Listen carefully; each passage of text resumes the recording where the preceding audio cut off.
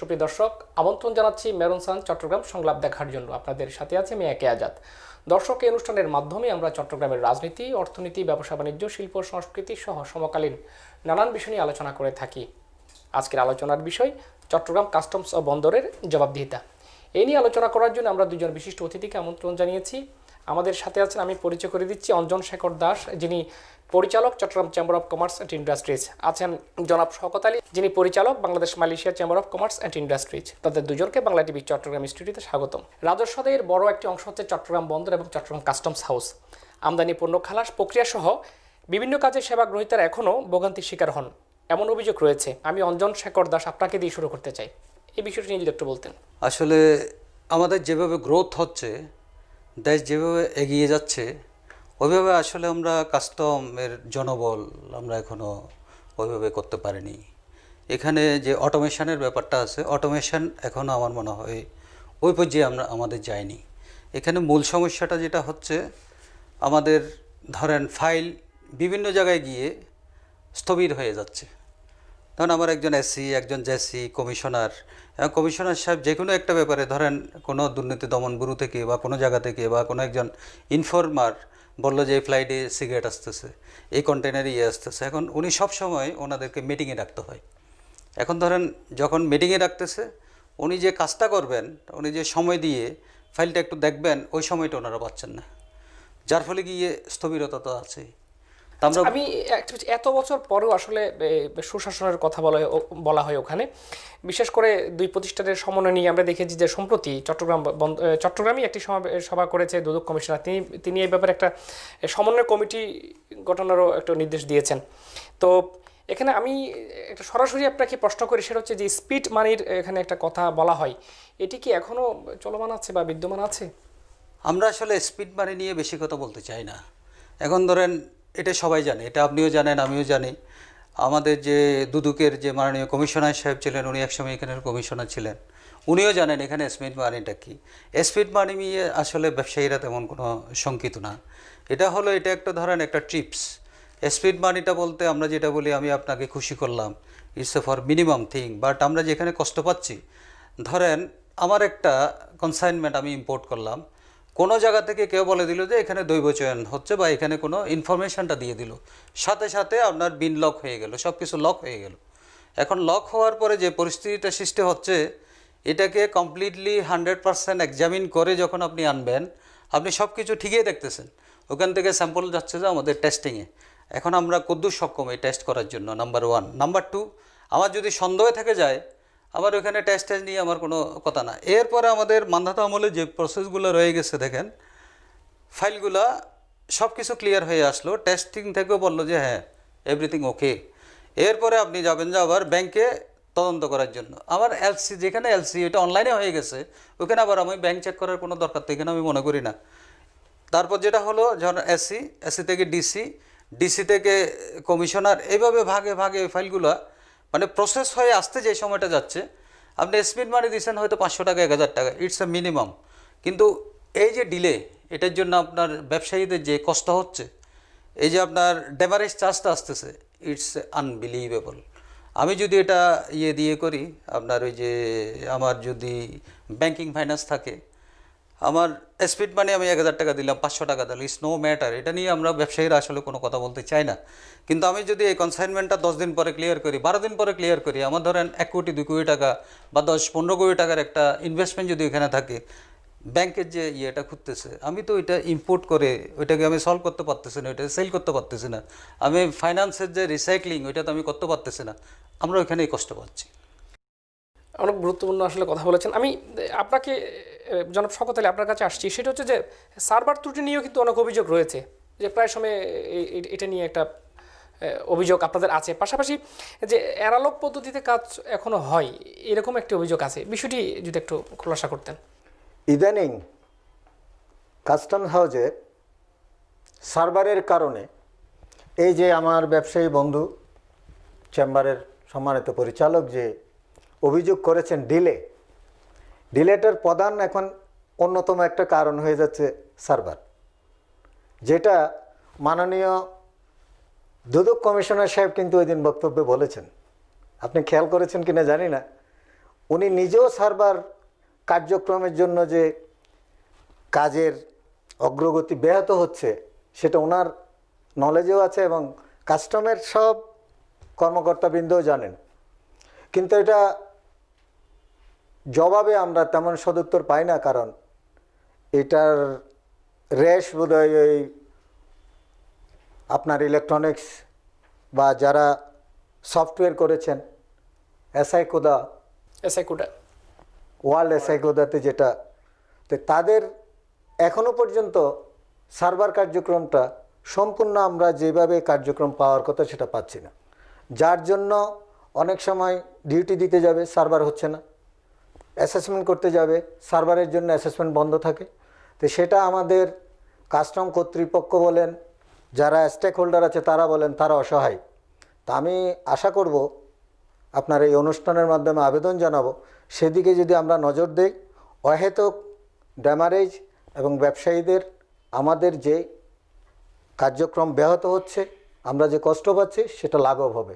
যে নিয়ে আজকের অনুষ্ঠান, আসলে আমরা এই অনুষ্ঠানগুলোর মাধ্যমে যদি অন্তত এই সমস্যাগুলোকে আমরা নির্ধারণ করি, আমার মনে হয় সেখানে গভর্নমেন্টের পলিসি মেকাররা নজর দেওয়া উচিত।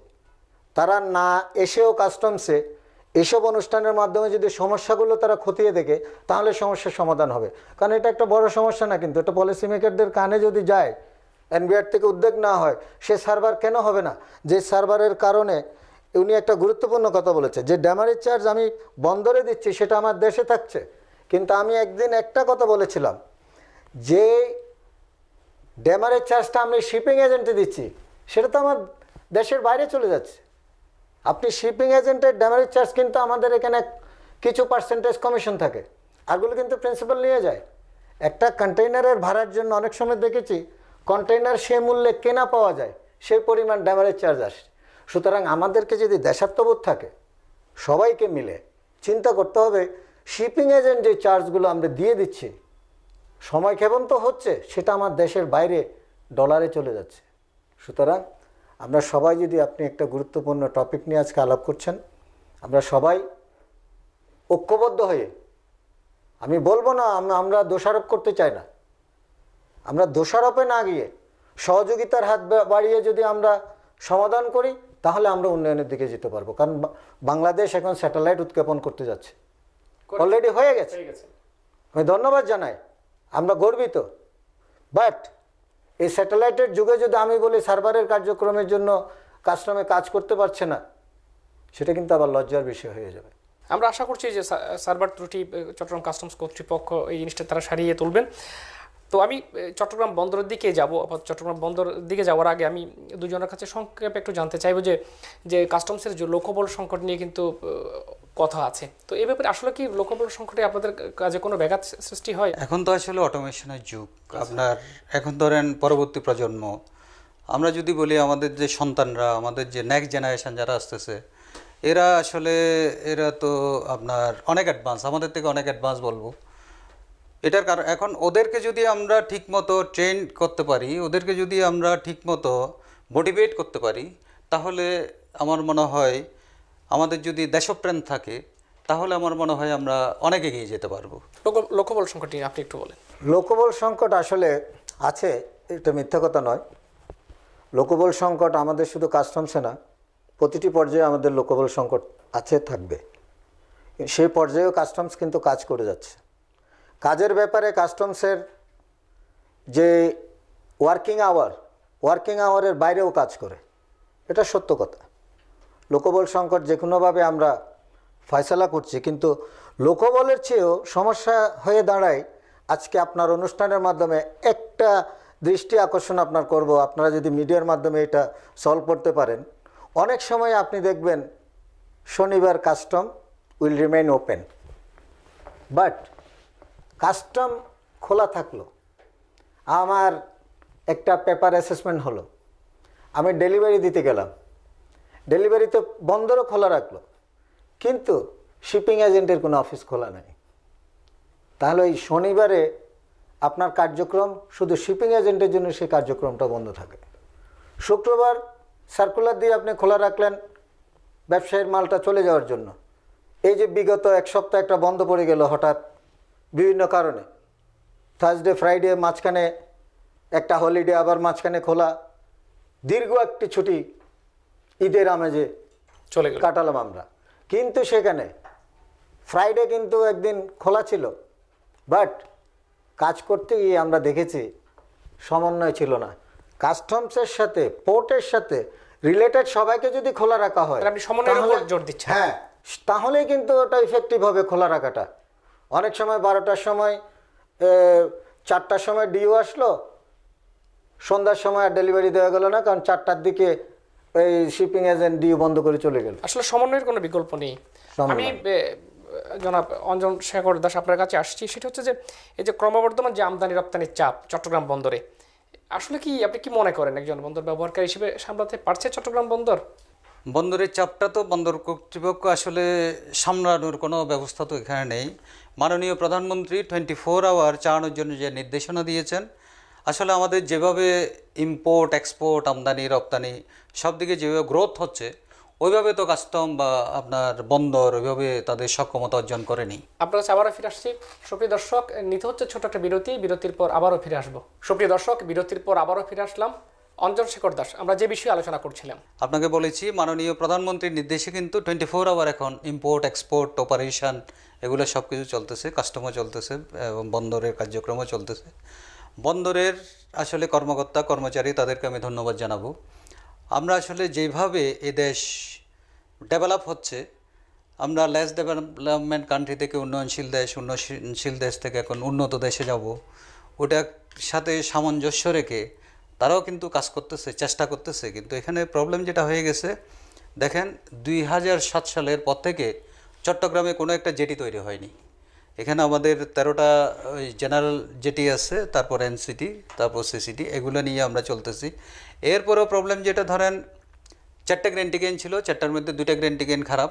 এখন ক্রেন যদি না থাকে তাহলে আপনি অপারেশনাল সক্ষমতা তো অর্জন করতে পারছেন না। আপনার কন্টেনার যদি ওই যে গিয়ারলেস ভেসেল যদি এখানে এসে কন্টেনার এগুলোকে আপনি তো আনস্থাপিং করতে পারছেন না। এখন আমাদের আসলে উন্নত মানের সরঞ্জামাদি যেটা বলবো আমি, ওগুলা মানে যত তাড়াতাড়ি সম্ভব সংযোজনের এখন প্রয়োজন হয়ে গেছে। আমরা এখন যদি আপনাকে বলি লালদিয়া টার্মিনাল, কর্ণফুলী টার্মিনাল, এগুলোর বেটার মিনালও আছে। বেটার মিনাল পরবর্তী ধাপে আসতেছে, তাও আসতেছে আমি বলতেছি। এখন আপনি যদি লোকেশনটা দেখেন, লালদিয়া টার্মিনাল আর কর্ণফুলী টার্মিনালের যে কাজগুলো হচ্ছে, আমরা সবাই জানি এটা দিয়ে আমাদের অনেক অনেক কিছু মানে সমাধা হবে, ক্যাপাবিলিটি বাড়বে। কিন্তু আপনি যদি ইনল্যান্ড আপনার ওই যে কানেক্টিভিটি তৈরি করতে না পারেন, ওখানে আমাদের এয়ারপোর্টটা রয়ে গেছে, তাহলে আপনি এখানে বন্দর করতেছেন, পোর্ট করতেছেন, কন্টেইনার টার্মিনাল করতেছেন, এগুলা আপনার কীভাবে হবে, মানে ওই যে এগুলার সক্ষমতা কীভাবে বাড়বে? এটা কি আপনি কিভাবে দেখছেন? এই যে সিদ্ধান্ত গ্রহণের দীর্ঘসূত্রিতা কিংবা মন্ত্রণালয়ের দূরদর্শিতা, এভাবে কি আমি বলতে পারি না? আমি আসলে ওইভাবে বলতে চাই না জিনিসটা। এটা যেই থাকুক, এখানে আমাদের নৌপরিবহন মন্ত্রণালয় আছে, তারপর ধরেন গভর্নমেন্ট আছে, এখানে আমাদের আরও একটু এগিয়ে আসতে হবে। আমরা তো এখন পদ্মা সেতু করতেছি, এখন পদ্মা সেতুটা আমাদের এটা একটা অস্তিত্বর ব্যাপার, এটা একটা আমাদের কি বলে অ্যাচিভমেন্টের ব্যাপার, এটা একটা গুডউইলের ব্যাপার, মানে আমাদেরকে বিদেশের কাছে বড় করে দেখানোর জন্য একটা বিশাল একটা ব্যাপার। বিসাইড দ্যাট এটাকেও কিন্তু আপনার প্রায়োরিটি বেসিসে নিতে হবে, না হলে আপনার যে লাইফ লাইন আমাদের যে টোটাল বাংলাদেশের 92% ইম্পোর্ট এক্সপোর্ট এখান দিয়ে হচ্ছে, এটা তো টোটাল বাংলাদেশের অর্থনীতির চালিকা শক্তি। আমি এটাকে প্রায়োরিটি দিতেই হবে। এটা শুধু চিরাঙের জন্য না, এটা টোটাল বাংলাদেশের জন্য আমি জন্য বলবো। আপনি বিষয়টি কিভাবে ব্যাখ্যা দিবেন? হ্যাঁ, আমি আমার বন্ধুবর বলেছেন এই যে প্রায়োরিটি, আমাকে যেই সরকার পরিচালনা করুক, যে মন্ত্রণালয়ে থাকুক, আপনি যখন একটা ব্যবসা করবেন, আপনি ব্যবসার প্রধান মাধ্যম যেটাতে ইনকাম হয় সেটাকে কিন্তু আমরা বেশি এমফাসাইজ করি, প্রায়োরিটি ওটাকেই দিই। গার্মেন্টস ব্যবসা যখন রমরমা চলবে, আমার বন্ধুবরেরা তখন কোঠা থেকে শুরু করে সবাই গার্মেন্টসের সাথে, আজকে আমরা গার্মেন্টস এই পর্যায়ে এসেছি সেই প্রায়োরিটির জন্যই। সবার একটা বাংলাদেশে একটা বার্নিং কেস ছিল গার্মেন্টস, যার জন্য আজকে বাংলাদেশ এই পর্যায়ে এসেছে। সুতরাং আমি যদি আমার বন্দরের যে সক্ষমতার কথা বলেছেন, বন্দর হচ্ছে আমার এক্সিস্টিং ইনকামের পথ, বাংলাদেশের প্রধান আয়ের উৎস। সেই বন্দরে কেন ডেফিসিট থাকবে? বন্দরকে সক্ষমতায় রেখে আমার অন্য প্রায়োরিটিতে যেতে হবে, যেহেতু ওটা সোর্স অফ ইনকাম। আমার সোর্স অফ ইনকাম আরেকটা করলে শুরু হবে। সে পর্যায়ে আমি বলবো এখন প্রায়োরিটি দিয়ে যে পায়রা বন্দর করা হচ্ছে, পায়রা বন্দরের চেয়ে প্রায়োরিটি ছিল কিন্তু এই যে বলা হলো আপনার লালদিয়া, এই যে আপনার বে টার্মিনাল, দীর্ঘদিন ধরে বে টার্মিনালের কাজ হচ্ছে না। এটা আমরা যতটুকু আপনি জানিছি যে এটা পৃথিবীতে আমি অনেক বন্দর দেখেছি, ভূমি অধিগ্রহণ নিয়ে একটা জটিলতা। যে জটিলতা, আমি জটিলতা শুনতে চাই না। ইনকামের কাজে প্রধান আয়ের উৎসে এটা বার্নিং ইস্যু হতে হবে, এই যে সরকারই থাকুক। আমার যেখানে একদিনে আমার কোটি কোটি ডলার আমার ক্ষতি হবে, এই যে আজকে কেন যানজটের জন্য শিপ আসবে না, মানুষ ক্যালকাটা বন্দরকে চালু করতে পারছে না, আর চট্টগ্রাম বন্দরে 5 দিন 10 দিন 25 দিন পর্যন্ত বার্থিংয়ে থেকে এখনো শিপ আসছে। এটা কিন্তু আমাদের সৌভাগ্য। তাহলে আমার কি করতে হবে যাতে ক্লায়েন্টরা কষ্ট না পায়? আজকে সিঙ্গাপুর বন্দর দিয়ে পৃথিবীর একজন ধনী দেশ, সেই সুযোগ তো আমারও আছে, সেটা আমাকে কাজে লাগাতে হবে। এখন আমার কথা হচ্ছে, আমি কি এখন পায়রা বন্দর কখন ইনকাম দেবে সেই জন্য অপেক্ষা করব, নাকি এখন যে আমার আয় আসছে সেই আয় থেকে আমি ব্যাহত হব, সেই আয় থেকে আমি বঞ্চিত হব, সেটা আমাকে নির্ধারণ আমরা করতে কিন্তু হবে। আপনাকে আরেকটু বলবো, এখানে আমি একটু বলতে চাই, আমরা ধরেন এই যে আউটারে জাহাজগুলো পরে থাকতেছে, আমাদের লাইটারের জাহাজের স্বল্পতা, আমরা বাল্ক কনসাইনমেন্টগুলো যেগুলো আসতেছে সেগুলো ঠিকমতো আনস্টাফিং করতে পারতেছি না, যার কারণে কন্টেইনার জট দেখা যায়। কন্টেইনার, এটা তো কন্টেইনার ভেসেলের কথা বলছি। আবার আপনার বাল্ক ভেসেল যেগুলো, এগুলো প্রায় 25 দিন 30 দিন আউটারে থেকে যাচ্ছে। আপনি দেখেন একটা ভেসেল যখন বাইরে থাকে about $8,000 to 10,000 US per day আমাদেরকে কিন্তু ড্যামারেজ দিতে হচ্ছে। এটা ফাইনালি একটা একটা মানে যে জাহাজ যদি আউটারে এরকম 15 দিন 20 দিন 1 মাস থাকে, রেগুলার আমরা কিন্তু এই ডলারগুলো দিচ্ছি। এটা মানে আমরা হয়তো বুঝতে পারতেছি না, আমাদের যে এই যে আমাদের শ্রমিকরা বিদেশে কাজ করতেছে তাদের আর্নিংসগুলো এখানে আসতেছে, আমরা এক্সপোর্ট করে যে ইয়েটা করতেছে ফরেন আর্নিংসগুলো আসতেছে, কিন্তু এই সেম টাইম ওই যে মানে চোখের অন্তরালে আপনি এখন আন্ডার টেবলের কথা বলতেছেন, মানে কাস্টমের আন্ডার টেবল, আরেকজনের আন্ডার টেবলের কথা, এটা আন্ডার টেবল থেকেও কিন্তু বড় ডেঞ্জারাস জিনিস, যে ডলারগুলো বিদেশে চলে যাচ্ছে। আপনার অর্থনৈতিক সক্ষমতা আমরা হারাচ্ছি।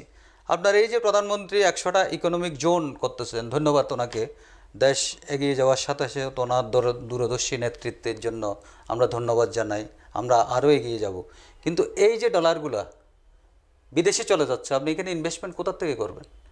এখানে যে আমরা যারা এন্টারপ্রাইনার আছি, আমাদের সক্ষমতা দিন দিন চলে যাচ্ছে। আপনি যদি প্রফিট করতে না পারেন, আপনি যদি ওইখানে ইনভেস্টমেন্ট করার মতো ইনকাম করতে না পারেন, তাহলে তো এখানে ইনভেস্টমেন্ট হবে না।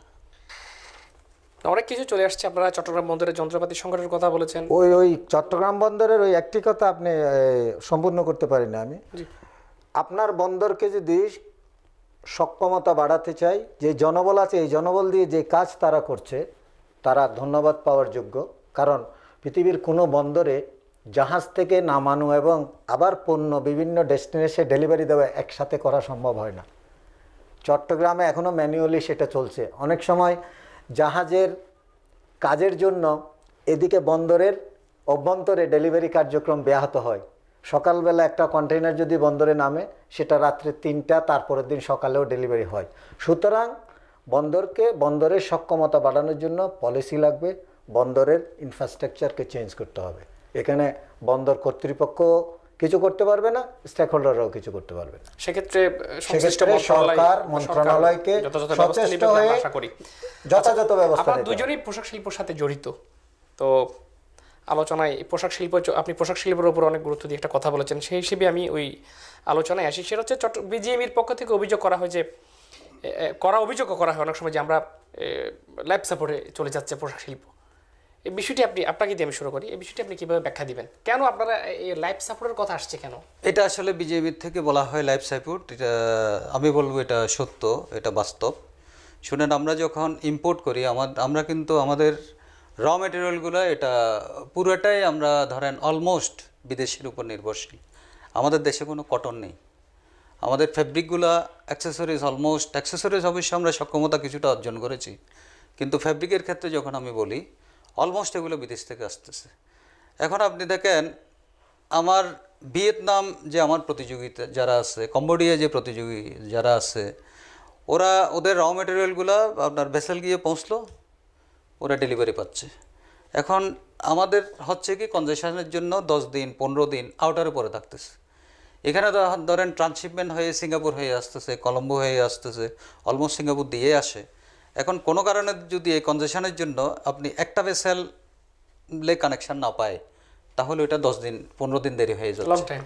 এখন আপনার লিড টাইম বায়াররা, এখন আপনি যদি ভ্যালুড বায়ারের কাছে যান, ভালো বায়ারের কাছে যান, আপনি ভ্যালু অ্যাডেড কাজ করতে যান, তাহলে ওদের টাইম ইজ ভেরি ইম্পর্ট্যান্ট। ওরা আপনাকে লিড টাইমটা খুব ইম্পর্ট্যান্ট। আপনি দেখেন আমাদের এখানে বেতন অনেক কম বাংলাদেশে, চায়না স্যালারি স্ট্রাকচার দেখেন অনেক বেশি, লিভিং স্ট্যান্ডার্ড তাদের বেশি, ওই জন্য বেশি। এখন ওরা এখনও আপনার পৃথিবীর মধ্যে 1 নম্বর মানে রপ্তানিকারক। আমরা এখনও চায়নার কাছে তো আমরা কোনো দিনেই যেতে পারবো না, এটা তো বিশাল দেশ, বিশাল পপুলেশনের, টোটাল এক্সপোর্ট ভলিউম অনেক বেশি। আমরা এরপরও সেকেন্ডে আছি, কিন্তু আমরা যে লাইফ সাপোর্টে যাচ্ছি ওটা আপনাকে কেন বলতেছি দেখেন, আমি একটা অর্ডার নিলাম, ধরেন 10,000 ডজন একটা অর্ডার বা 15,000 ডজন একটা অর্ডার। আমার ধরেন লিড টাইম যেটা ম্যানুফ্যাকচারিং টাইমটা হলো ধরেন হয়তো 1 মাস, এখন 15 দিন আমি ওখানে সক্ষমতা হারাই ফেলছি। ইয়েতে রয়ে গেছে আপনার ওই যে কন্টেইনার জাহাজে রয়ে গেছে, বন্দরে রয়ে গেছে, আউটারে রয়ে গেছে। এটা ক্লিয়ার করে এনে আমি যখন ফ্যাক্টরিতে আনবো তখন না আমার এটা ম্যানুফ্যাকচারিংয়ে যাবে। আচ্ছা, তাহলে তো আমি সক্ষমতাটা ওইখানে হারাই ফেলছি, ওই জন্য শাবাব ভাই, বলতেছি। আপনি এবার একটু সংক্ষেপে বলেন এই যে একই প্রশ্ন আপনার কাছে। না, উনি ওই যেটা আসল কথা সেটা বলেছেনই। এই যে বলছেন এখানেও বন্দর জড়িত, কিন্তু ম্যানুফ্যাকচারিং উনি, ইম্পোর্ট উনি করছেন, কিন্তু বন্দরের জন্য বা কাস্টমের জন্য যদি দেরি হয়, he is suffering. That is also, এই যে আপনি আজকে বন্দর নিয়ে আলোচনা করছেন, এই বন্দরের সক্ষমতাই এখানে জরুরি, যাতে করে উনি লিড টাইমটা পায়, যাতে কনজেশন না হয়। আপনি তো উত্তর পেয়ে গেছেন। এই চট্টগ্রাম বন্দরের এই যে এই দীর্ঘসূত্রিতার কারণে গার্মেন্টস শিল্পে বড় ধাক্কাই খাচ্ছে। অনেক বড় ধাক্কা। আরেকটা কথা আমি এখানে বলতে চাই, আমাদের যে বর্তমান বন্দর যে আছে, আমরা কিন্তু এটা আসলে আপনারা জানেন, সবাই জানেন, এই যে ভেসেলগুলো এখানে ঢুকতেছে মানে বন্দরে আসতেছে, আমাদের জেটিতে আসতেছে, জোয়ারের সময় আসতেছে, বাটার সময় কিন্তু এখানে কোনো কাজ নাই, এগুলো স্টাক আপ। আবার যখন জোয়ার আসবে তখন এটা আবার রিলিজ হয়ে যাচ্ছে। এখন যদি আমরা বে টার্মিনালে হাত দিতে না পারি, ইটস এ ভেরি রিস্কি নাও। বে টার্মিনালের কাজে হাত দেওয়া কিন্তু এটা এটা এটা ইজ ভেরি ইম্পর্টেন্ট, এটা আমি বলবো আপনাকে। মানে আপনি বে টার্মিনালের উপর বেশ জোর অতি দিচ্ছেন। দ্রুত। পাশাপাশি জেটিগুলোর উপরও তো আসলে জোর দেওয়া দরকার। না, বে টার্মিনাল হলে তো এখানে নতুন জেটি আসবে, নতুন জেটি আসবে। নতুন জেটি আচ্ছা, যাই হোক, আমি দুজনের কাছে সর্বশেষ প্রশ্ন, সেটা হচ্ছে ইন্ডিয়াকে ট্রানজিট দেওয়ার কথা আমরা দীর্ঘদিন ধরে শুনে আসছি, এটা দীর্ঘদিন ধরে। এখন নতুন একটা যোগ হয়েছে, সেটা হচ্ছে নেপাল রপ্তানি সুবিধা চাই, এবং চট্টগ্রাম বন্দর কর্তৃপক্ষ বলছে তার প্রস্তুত, যেখানে ইন্ডিয়ার বিষয়টি এখনও আমরা সুরাহা হয়নি বলে জানি। তো সেক্ষেত্রে আবার নেপালকে যে সুবিধা দেওয়ার জন্য বন্দর প্রস্তুত বলছে, যেখানে আমাদের আভ্যন্তরীণ সমস্যাগুলো আছে। তো সেক্ষেত্রে আসলে এটা কি চট্টগ্রাম বন্দর কর্তৃপক্ষের সম্ভব এই বিষয়টি? আপনি যদি বলেন এটা আমাকে বলার জন্য, আমি বলবো এটা তো এখন ধরেন পৃথিবী হলো গ্লোবালাইজেশনের যুগ। এখন আমরা ছোট ঘরের মধ্যে নাই, এক সময় গ্রাম ছিল, শহর ছিল, দেশ ছিল। এখন এটা কিন্তু আর ওই সংকীর্ণ মন হলে আপনার চলবে না। আমাদের ব্যবসায়িক রিলেশন বাড়াতে হবে।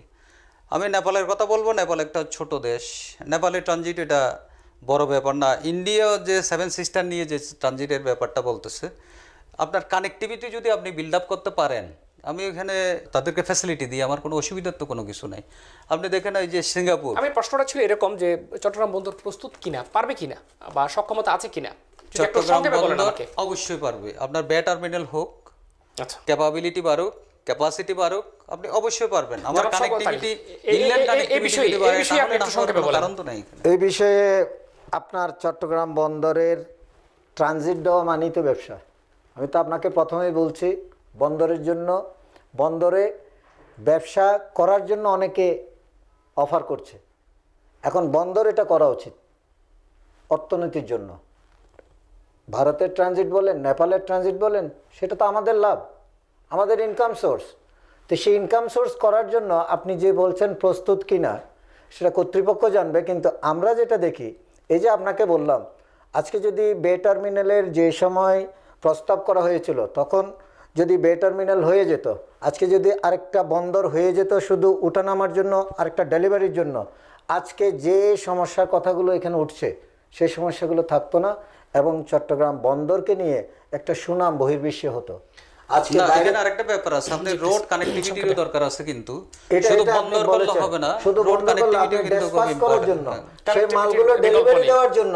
যেমন ধরেন এখন চট্টগ্রাম বন্দরের রাস্তা যেটা, সেটা কিন্তু আমাদের এয়ারপোর্ট রোডও, সেটা স্টিল মিলের রোডও, সেটা ইপিজেটের রোড, সেটা সিপিজেটের রোড, মানে একটা রাস্তার সমস্ত চট্টগ্রামের অর্থনীতির কর্মকাণ্ড একটা রাস্তা দিয়ে হয়। না শকত ভাই, দেখেন আপনার এই যে লাখ লাখ মানুষ সকালে এখানে ওইটা এমনি আপনার ডিসপাস কিভাবে হবে? এই যে আপনার CFS যেগুলো আছে, ট্রাকগুলো, প্রাইভেট আইসিডি যেগুলো আছে, এখন প্রাইভেট আইসিডি গুলো কন্টেনারগুলো ঠিক মতো এনে তো দিতে পারতেছে না, আবার নিতে পারতেছে না। এখন ধরেন 37টা আইটেম আমাদের এই যে বাইরের ইয়েতে আসে, ওই যে কন্টেইনার ইয়ার্ডগুলোতে। কন্টেনার ইয়ার্ডগুলোতে যায়, কমার্শিয়াল আইটেম। প্রাইভেট সেক্টর নিয়ে আমরা প্রাইভেট আইসিডি গুলো নিয়ে পরে আলোচনা, অন্য কোনো সময় আমরা আলোচনা করব। ধন্যবাদ আপনাদের দুজনকে। চট্টগ্রাম কাস্টমস ও চট্টগ্রাম বন্দরের জবাবদিহিতা নিয়ে আলোচনা করতে গিয়ে আলোচকরা চট্টগ্রাম বন্দরের সিদ্ধান্ত গ্রহণে দীর্ঘসূত্রিতা, যন্ত্রপাতি সংকট, চট্টগ্রাম কাস্টমস হাউজে সার্ভার ত্রুটি নিয়ে আলোচনা করেছেন গার্মেন্টস সেক্টর এবং ট্রানজিট নিয়েও। আশা করছি সংশ্লিষ্ট কর্তৃপক্ষ এই ব্যাপারে নজর দিবেন। দেশ এবং দেশের বাইরে যারা এই অনুষ্ঠানটি দেখেছেন তাদের সকলকে ধন্যবাদ জানিয়ে শেষ করছি।